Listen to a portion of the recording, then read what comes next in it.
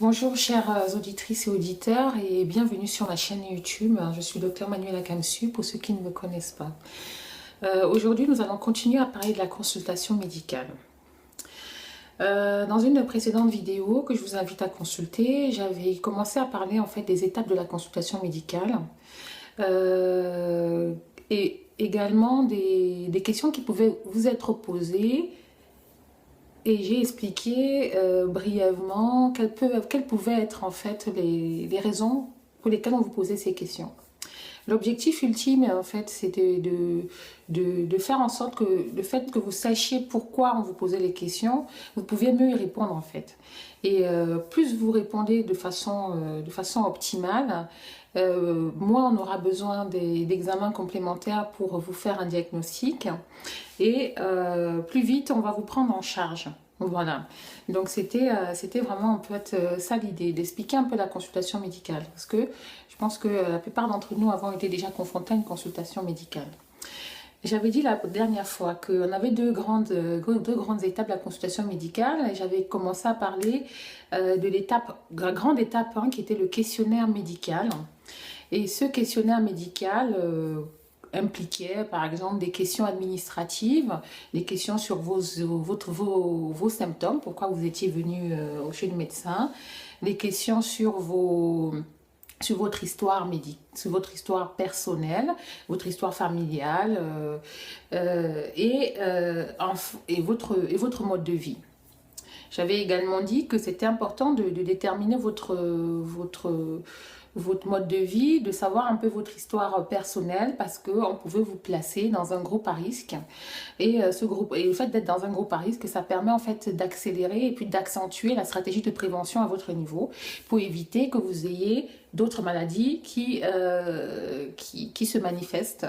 Donc on va essayer d'être beaucoup plus ferme au niveau de la prévention et permettre que vous ayez les meilleures chances possibles.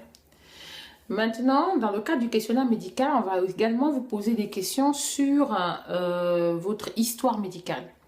Votre histoire médicale, c'est quoi? C'est en fait, qu'est-ce que vous avez, où vous avez été, dans quel hôpital avant, pourquoi, est-ce que vous avez été hospitalisé, dans quelle structure, voilà. Donc c'est toute cette histoire médicale que le médecin va essayer aussi d'établir dans un premier rendez-vous, par exemple.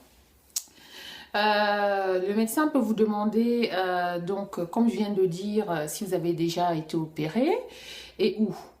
Et si vous avez déjà été opéré, il va essayer donc d'avoir votre compte rendu opératoire. Hein, ça peut être important pour lui d'avoir le compte rendu opératoire.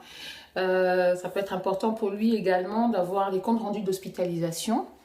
C'est même si vous venez de changer de médecin, généralement les comptes rendus d'hospitalisation opératoire, tout ça, enfin en tout cas au moins le compte rendu d'hospitalisation est transféré à votre médecin référent et c'est lui qui communique avec les autres médecins. Donc si vous avez en fait été opéré, vous pouvez, par votre médecin traitant peut communiquer les informations à un autre médecin que vous allez consulter pour une raison ou pour une autre. Il est possible également de faire une demande de dossier médical au sein de la structure où vous avez été, notamment si vous avez été à l'hôpital, il est possible de faire une demande pour pouvoir récupérer votre dossier médical.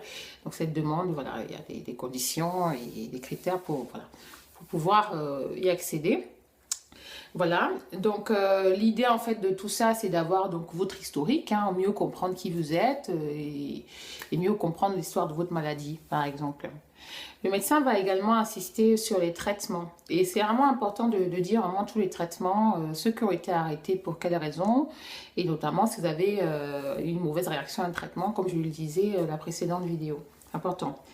Pourquoi c'est important de savoir tous vos traitements? Parce qu'en fait, il y a des traitements qui vont annuler, certains traitements peuvent annuler les effets d'un autre traitement. Donc, ils peuvent avoir vraiment des effets d'annulation.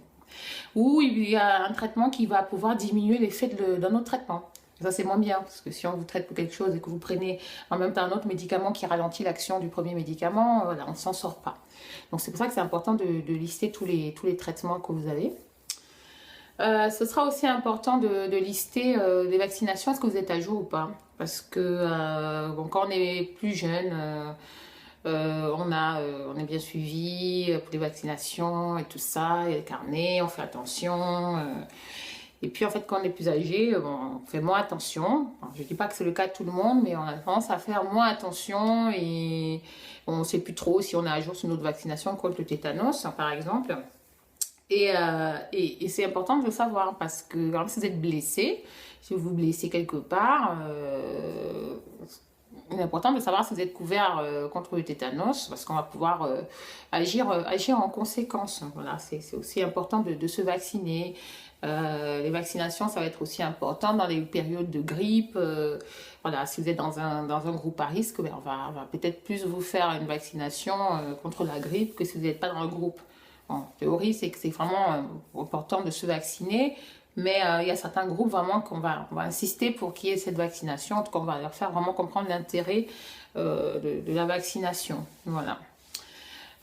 Donc les traitements, je vais vous parler des traitements dans le cadre de votre histoire médicale, des comptes rendus d'hospitalisation, des comptes rendus opératoires si nécessaire.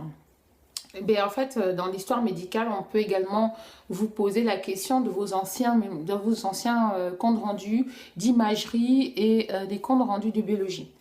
En ce qui concerne les comptes rendus d'imagerie, ce que je tenais à dire, c'est que tout dépend en fait de la structure où vous allez faire l'imagerie. Voilà.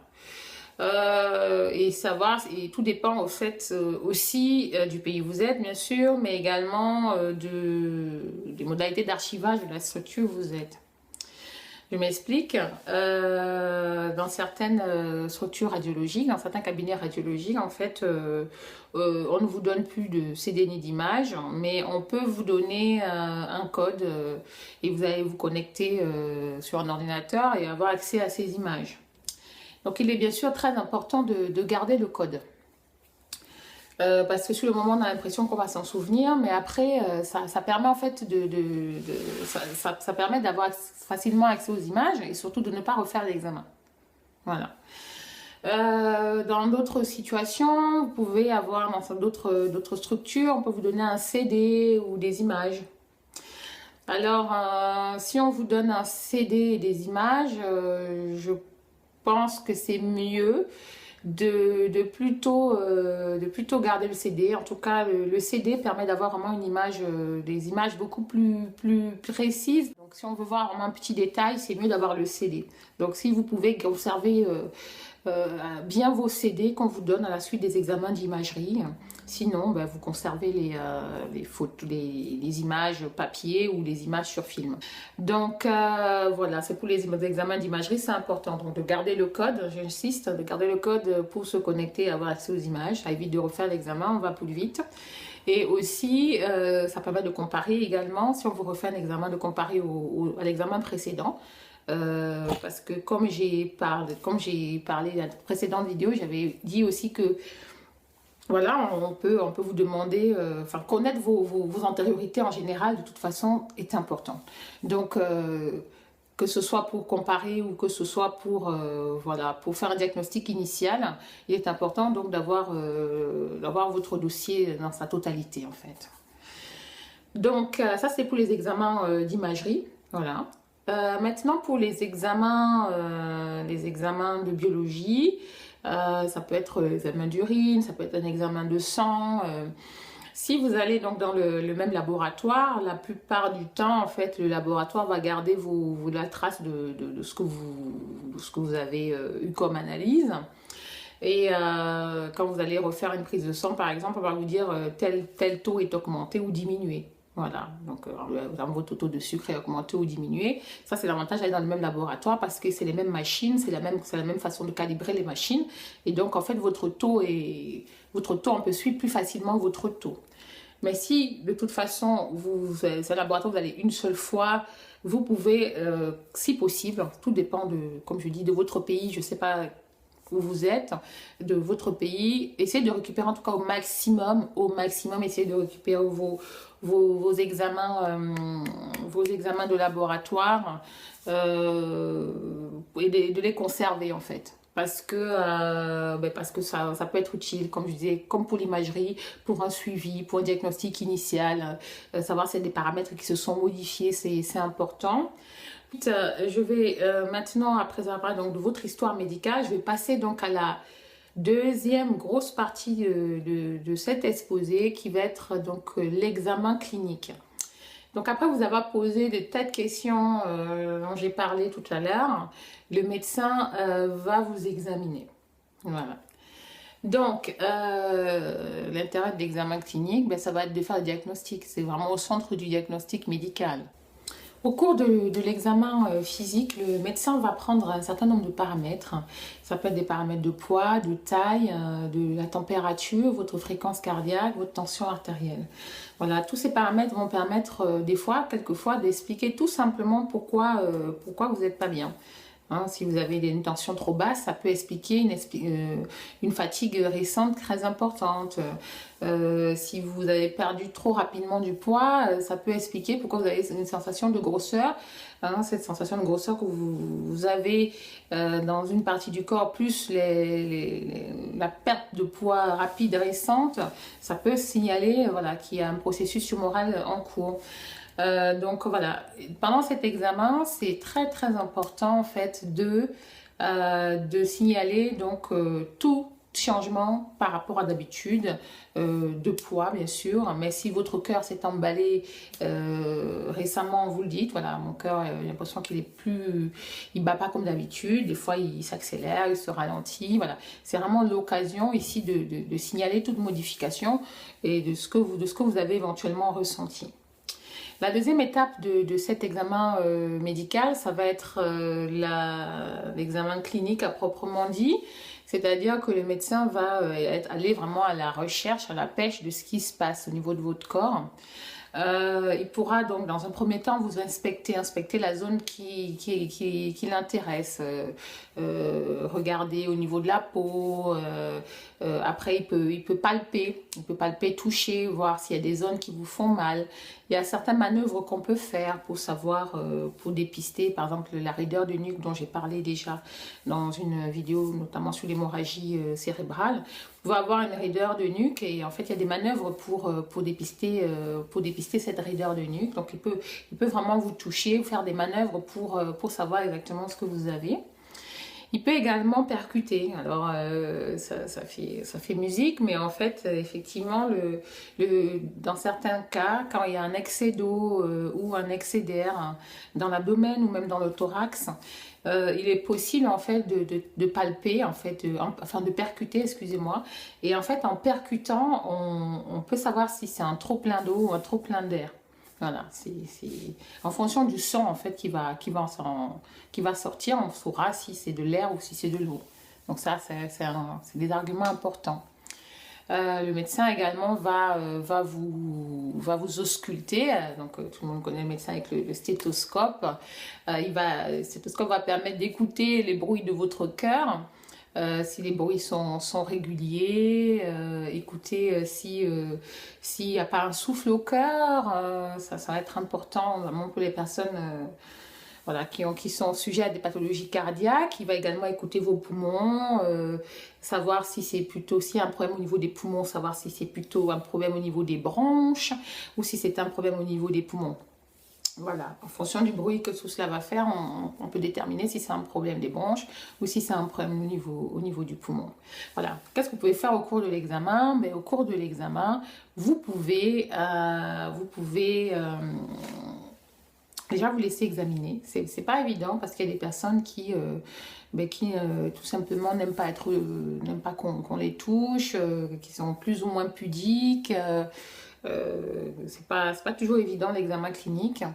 On est en face de quelqu'un qui est étranger, qui nous touche, qui nous palpe. Voilà, certaines personnes peuvent vraiment pas forcément très bien le vivre, mais sachez que on essaye vraiment d'aller le plus en douceur possible et de vous accompagner dans tout cela. Voilà.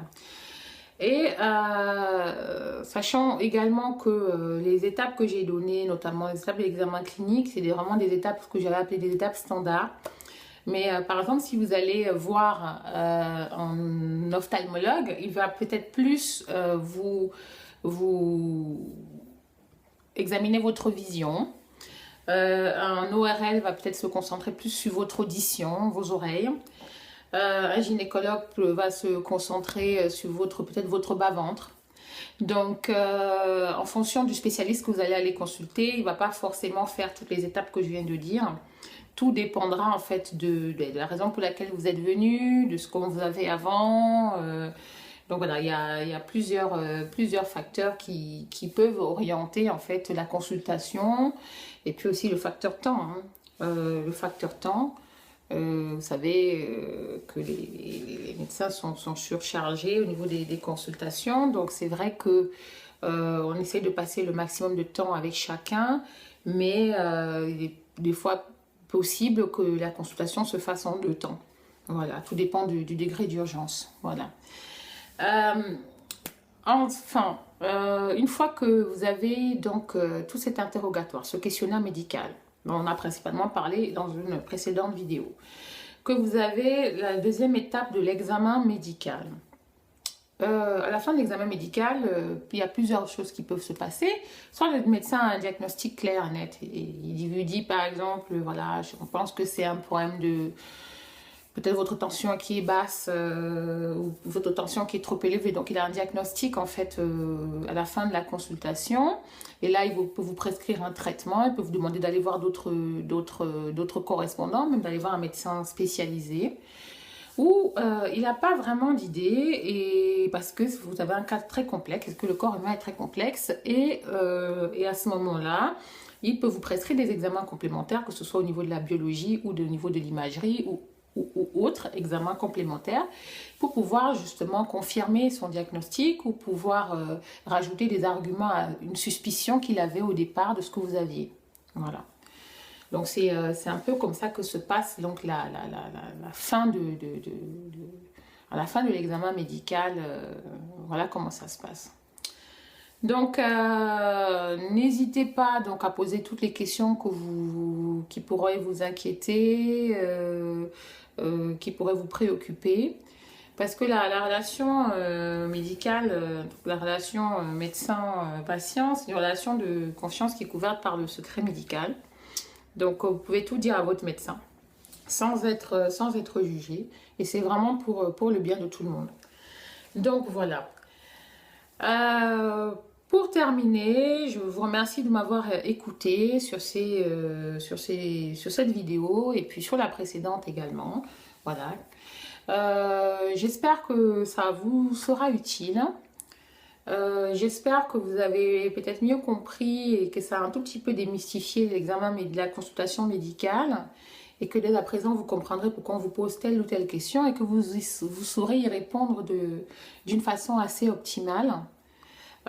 Pour résumer, bon, c'est compliqué de résumer deux vidéos longues comme ça, mais ce qui est important, c'est donc d'actualiser vos données et vos coordonnées. Voilà, ça c'est important de les actualiser, d'identifier vos facteurs, d'identifier vos antécédents, que ce soit personnel, personnel ou médicaux. Ces antécédents, en fait, il faut essayer, réfléchissez-y, parce que sous le moment, on ne pense pas à tous ces antécédents. Il y a toutes les opérations qu'on a eues quand on arrive devant le médecin, on oublie la moitié. Donc, il faut le noter, en fait. Il faut essayer d'y réfléchir, le noter. À la barre de description, en dessous de la vidéo, il s'est noté en fait, il y a toutes les questions qu'on peut vous poser, un exemple de toutes les questions qu'on peut vous poser, réfléchissez-y et commencez à les noter. Comme ça, si vous allez chez un médecin, vous saurez rapidement, ça reviendra plus vite à la mémoire, je pense. Voilà, donc ça peut être une astuce pour pouvoir justement les avoir un peu toujours en tête, ces antécédents. Sachez que pour ce qui concerne le dossier médical, si vous êtes en France, que vous avez un numéro de sécurité sociale, vous pouvez faire créer un dossier médical partagé. Le dossier médical partagé, en fait, c'est un dossier qui est donc confidentiel, hein, qui est sécurisé.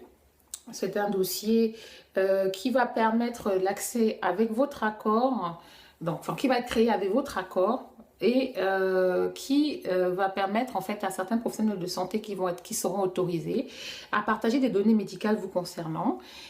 De tout ça dans l'objectif en fait de vous prendre plus rapidement en charge et que de n'importe où vous allez pouvoir aller, vous allez pouvoir avoir accès, les professionnels vont avoir accès à votre dossier de façon plus simple. Cela évite donc de refaire des examens, cela évite voilà, de perdre du temps dans votre prise en charge. Voilà, ça c'est le dossier médical partagé.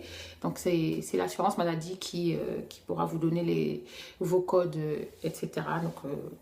Donc ça c'est une possibilité que vous avez en France si vous avez un numéro de sécurité sociale.